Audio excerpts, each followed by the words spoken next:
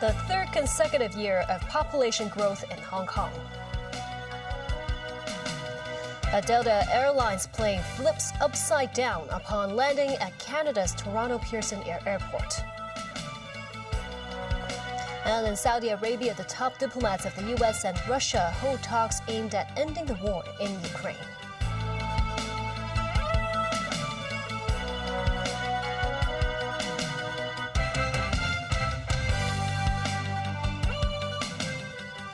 Good evening, and thank you for joining us. The government today said the provisional estimate of the city's population was more than 7.53 million at the end of last year. That's a 0.1% increase from the end of 2023. Despite a rise in the number of residents leaving Hong Kong, even more people came to the city. Mo Sung-ai reports. At the end of 2024, the city's population was 7.53 million, an increase of 6,400 people from the previous year.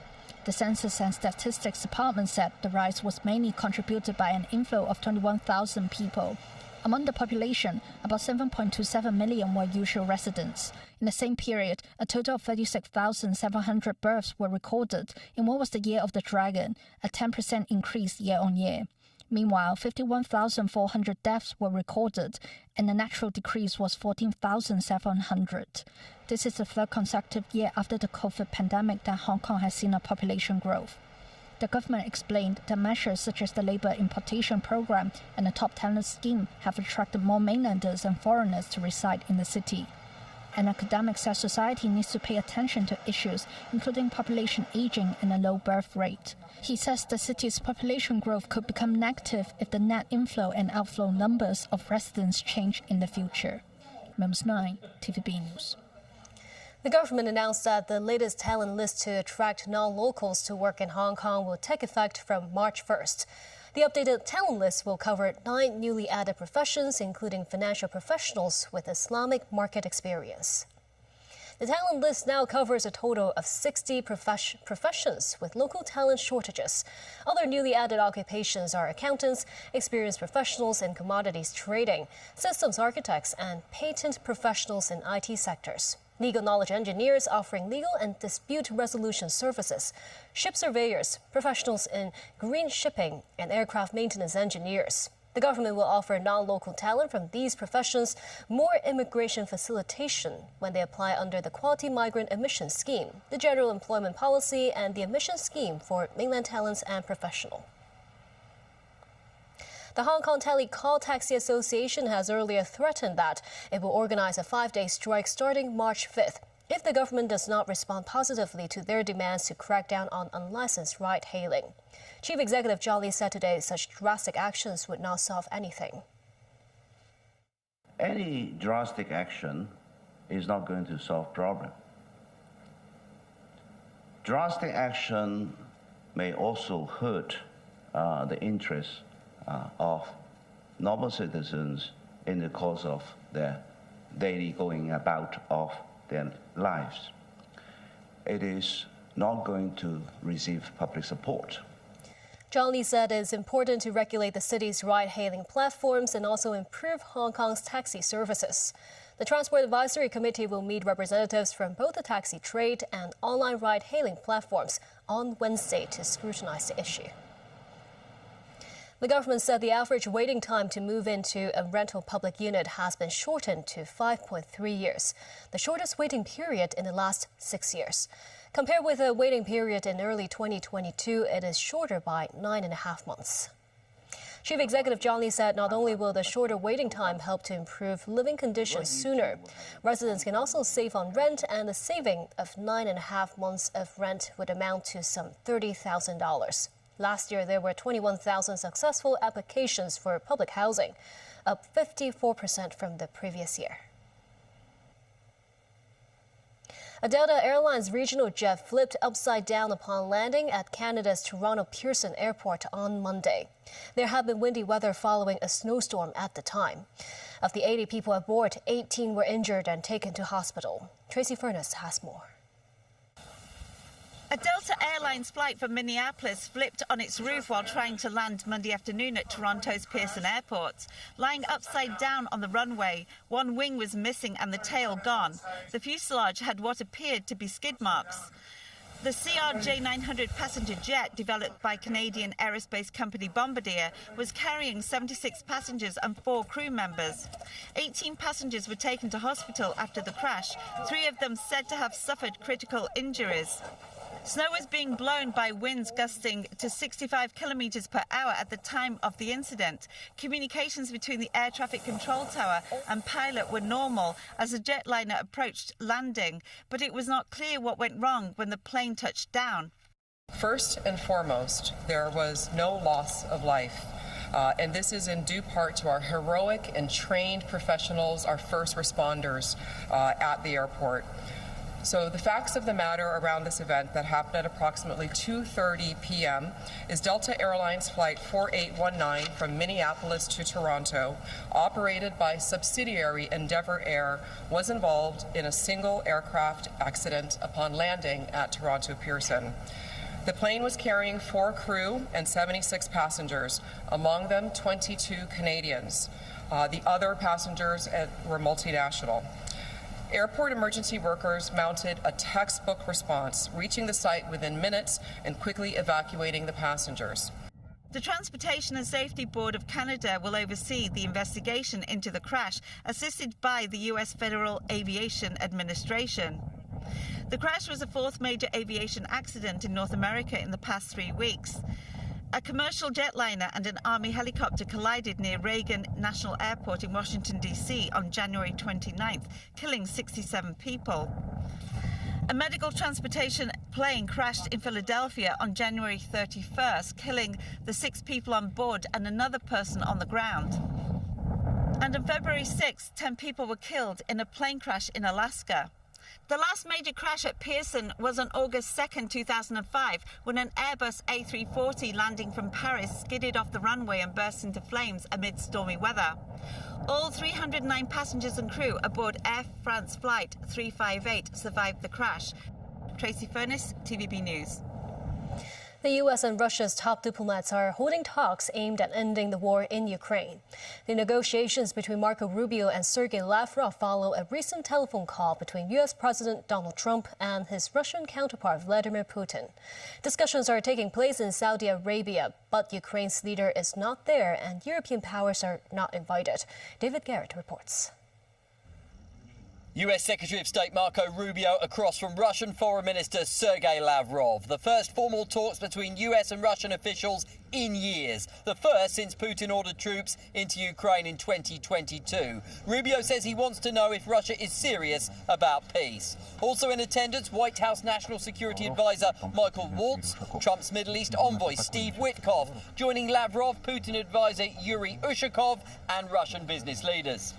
Our team and our delegation will be responsible mostly for economic area, and we can do a lot in economic area. It's very important to understand that U.S. businesses lost around $300 billion from leaving Russia. So there is huge economic toll on many countries from what's happening right now. And we believe the way forward is through solutions, through problem solving. Crunch negotiations, but the story is as much about who is not in Riyadh. Notably, Ukrainian President Volodymyr Zelensky, who landed in Turkey. He's speaking with counterpart Recep Tayyip Erdogan today. Turkey has mediated during the conflict, but failed to end the stalemate. President Trump says Zelensky will be involved in the conversation. It appears that will come after Saudi Arabia. European powers not invited to talks. Russia does not want Europe involved. The US, though, is talking with the European Commission while discussions in the Middle East continue. Presidential envoy for Ukraine and Russia, Keith Kellogg, not in Riyadh, but in Brussels, greeted by European Commission President Ursula von der Leyen. With no seat at the table in Saudi Arabia, Europe was forced to hold its own emergency meeting. Alongside French President Emmanuel Macron, the leaders of Germany, Italy, Spain, the UK, Poland and the Netherlands. President Zelensky had a long phone call with President Macron after the urgent meeting of the leaders yesterday. So they have discussed all the range of issues on the table. I'm happy to confirm that it is an active discussion within European Union on European troops on the ground, on guaranteeing the security for Ukraine. The EU, NATO and Denmark, representing the Baltics, also at the table. What I would like to say now, and it maybe sounds a bit strange, but a ceasefire is not it's not automatically peace, and it's not automatically long-lasting peace. So we really have to ensure that Ukraine have the best possible outcome of negotiations whenever they start, but also starting point, and that means more donations and more weapons right now. Europe policymakers maintain they must have a say in the future of a country on their border. David Garrett, TVB News. Taiwan is reportedly considering buying arms worth billions of dollars from the United States. Sources say the package could include coastal defense missiles and HIMARS rockets. This comes a day after Beijing accused the Trump administration of serious regression in its policy towards Taiwan over a revised U.S. government fact sheet that removed a line on Washington's opposition to Taiwan independence. Danny Zhou has the story. Reuters reported that Taiwan is seeking to buy arms worth $7 to $10 billion from Washington. People familiar with the matter said Taiwan is in talks with Washington in the hope of gaining support from the administration of U.S. President Donald Trump. The White House has not yet responded to the report. White House National Security Advisor Mike Waltz said in January that he wants to speed up deliveries of weapons and let Taiwan have what they paid for as a deterrent. Meanwhile, sources say Taiwan authorities plan to propose a special budget to bolster self-defense capabilities. Beijing earlier condemned and firmly opposed U.S. arms sale to Taiwan. Officials asked Washington to stop using Taiwan to contain China, saying its attempt to assist the island's separatist forces through a military build-up will only backfire and lead to nowhere. Last week, the U.S. State Department removed a line from the Taiwan fact sheet on its website. The line says Washington does not support Taiwan independence. The revision was cheered by Taiwan's ruling Democratic Progressive Party, but sparked a fiery rebuke from the foreign ministry in Beijing on Monday. A spokesman said this has severely violated the One China principle and 3 China-US joint communiques. Guo Jiakun said the change in wording gravely backpedaled on Washington's position on Taiwan-related issues and urged the U.S. side to correct its wrongdoings. A spokeswoman for the State Council's Taiwan Affairs Office also warned any collusion between Taiwan and the U.S. will not change the irreversible trend of China's reunification. Separately, China has lodged solemn representations with the U.S., Japan and South Korea after their foreign ministers voiced support for Taiwan's meaningful participation in international organizations during a recent trilateral meeting. The central government emphasized that Taiwan's participation must fall under the One China principle. Danny Zhou, TVB News. And still ahead, an Argentine judge investigates President Milei over his brief promotion of the cryptocurrency. The government announces a rise in the statutory minimum wage. And record-breaking revenue for the Ngongping 360 cable car system last year.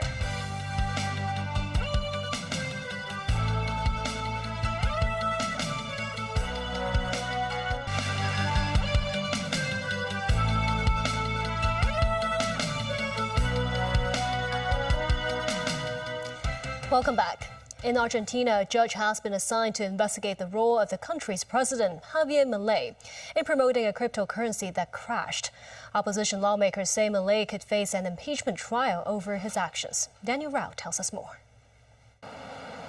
The investigation was assigned on a random basis to veteran federal judge Maria Servini.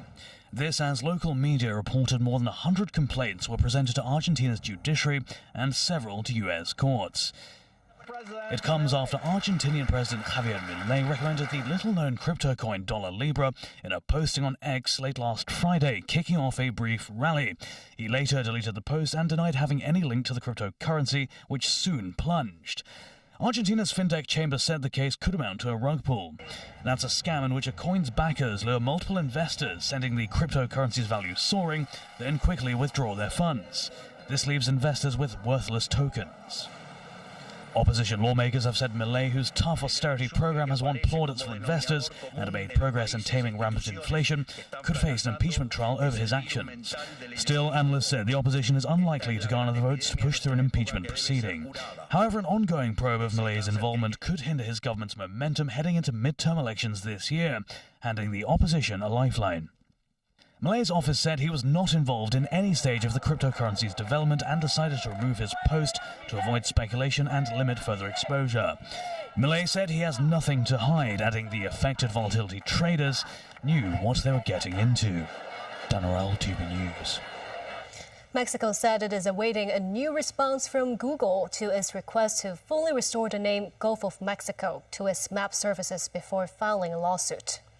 Mexican President Claudia Sheinbaum shared a letter addressed to her government from Chris Turner, Google's Vice President of Government Affairs and Public Policy.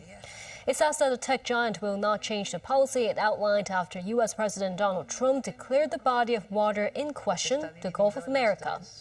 As it stands, the Gulf appears in Google Maps as Gulf of America within the United States, and Gulf of Mexico within Mexico, and Gulf of Mexico, Gulf of America elsewhere. In his letter, Turner said the company was willing to meet in person with the Mexican government. Mexico has argued that the mapping policy violates Mexican sovereignty because the U.S. only has jurisdiction over around 46% of the Gulf. The government has announced an increase in the statutory minimum wage from the current $40 per hour to $42.10. The new minimum wage will be gazetted on Friday. The government says it will publish the Employment Ordinance Notice 2025 in the Gazette this Friday and table it in the Legislative Council next Wednesday. After obtaining the approval of LegCo, the new minimum wage will take effect on May 1st. During the recent Artificial Intelligence Summit in Paris, the US and UK refused to sign a declaration pledging an open, inclusive, and ethical approach to AI. Dozens of countries, including China and India, signed it. And speaking on TVB's Straight Talk program, lawmaker Wong Kam-fai, Associate Dean of the Faculty of Engineering at the Chinese University, said he is disappointed with the US and UK's decision. By pulling it out, you are doing depolarization.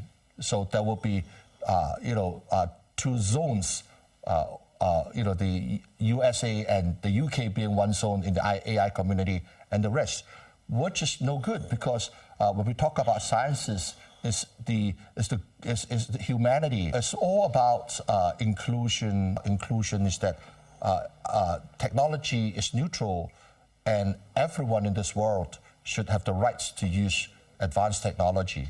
Why should someone rich can use it and someone poor can't? Wong, who has over 40 years of experience in AI, also commented on AI development in Hong Kong. As the Hong Kong government is investing substantially to help develop a Hong Kong version of ChatGPT, Wong said DeepSeek should be considered too, especially because DeepSeek is more cost-effective. Beginning today, visitors are able to meet the giant panda twin cubs at Ocean Park in a special morning session before the park opens. The ticket price for the 30-minute session is $1,500 per person. Some overseas tourists said they enjoyed the tour. It's unique and it's not overcrowded like it will probably be here in the next 15 to 20 minutes. I would join it again for sure. It's a great experience. I'm not patient, so I don't like to wait in lines. So for me, it's a perfect experience. The Ngongping 360 attraction on Lantau Island achieved record-breaking cable car revenue last year, which topped $413 million. That has marked a surge of about 30% year-on-year, or about 32% compared with pre-pandemic levels. In 2024, Ngongping 360 welcomed 1.56 million guests, up 13% year-on-year. That translates to more than 4,800 guests a day. Short-haul markets including Singapore, Malaysia, the Philippines, Indonesia, Thailand, and East Asian regions made up the largest proportion of visitors at 37%, followed by mainland Chinese holidaymakers. Notably, visitors from long-haul markets saw a significant growth of 84% year-on-year. We are actually talking to some online travel agencies, trying to target those free and independent travelers, FIT travelers, who may not necessarily follow a tour itinerary pattern, even targeting potentially backpackers from the US, from Australia, from Europe as well. Another market to tap, Muslim travelers. In September, Ngongping 360 received a gold award in its Crescent rating of accredited attraction for its Muslim-friendly facilities, including its prayer room, prayer garments for women, and ablution facilities. As for new plans, Ngongping Village will introduce a homegrown ice cream shop offering over 100 flavors, including ginger milk pudding and salted egg yolk, in the third quarter of this year. Partnership 2 in an exhibition featuring classic Hong Kong 4-panel comic My Boy, popular during the 1970s by the late cartoonist Wang Sima. And that's the news. Thank you for watching.